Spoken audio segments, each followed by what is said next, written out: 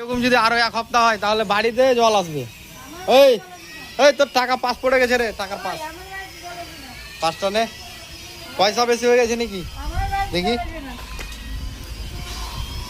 দেখো পাশে আমাদের ঠিকাদারের একদম পয়সা নেই। হ্যাঁ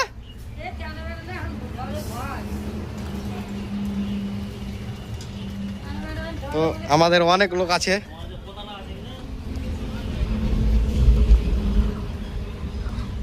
দেখতেই পাচ্ছেন।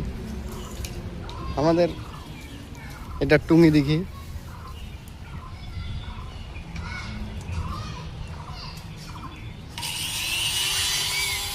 টুঙ্গি দিঘি আসতে বাম সাইডে চালু করেছে। এটা 5 তলা ফাউন্ডেশন এর বিল্ডিং।